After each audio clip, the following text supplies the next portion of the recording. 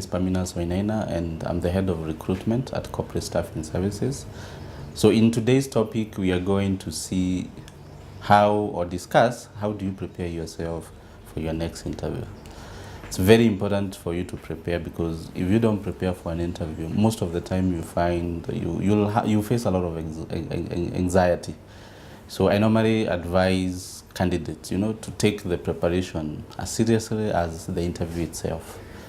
So what are the steps that you're supposed to take to prepare for your next interview? The first thing I'll tell you to do is make sure you have the same documents that you used to apply for the job. So this is the CV and the cover letter, or any other material that was required. I've had instances where candidates come to an interview and they have a different CV from what I have. So what that does is it raises trust issues, because if you are saying you worked in this company for this period of time and the current CV that you're giving me is different from what I have in my records, then you start at a sour note. So it's very important to have those documents. The next step is obviously to have gone through the CV and really understood everything that you've written there.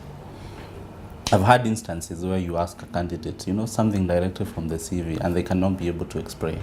Maybe it's a duty, maybe it's the time they've indicated, and someone can be able to give details. So you wonder, really, is this their CV? And what's the problem? So you don't want to start an interview with such kind of a scenario. Having gone through the CV, I would also advise you to really understand what the interviewer is looking for. And you only be able to do this if you go through their job description. You should actually spend close to 30 minutes asking yourself, what is required of me in this job description. The advantage of doing that is that if there's any duty or role that you're not comfortable, you'll have ample time for you to research. So assume you're an accountant and part of the duties will be, filing statutory returns. If that's not something you've done or you're very competent with, you have a chance before you get to the interview room to call your friends and ask them, how do you go about this? What is involved? Such kind of things. Now, having understood the documents, having also gone through the job description, the next step is to find out more details about the company. And nowadays, you don't have an excuse. The simple thing is type the company name on Google, and they are going to bring you all the information about the organization. I'm sure in the modern times, an organization should have a website, and you should start from there. However, you can visit other links, talking about the website. It could be a newspaper article, it could be a blog, talking about the institution. So try to find as much detailed information about the organization. Something else I would very much encourage you, especially if you're in Nairobi, is the day before or sometime before, ensure you visit the company. I don't mean you go to the reception and say, well, these guys want to interview me next week. But just familiarize yourself with the route and get to know exactly where the organization is located.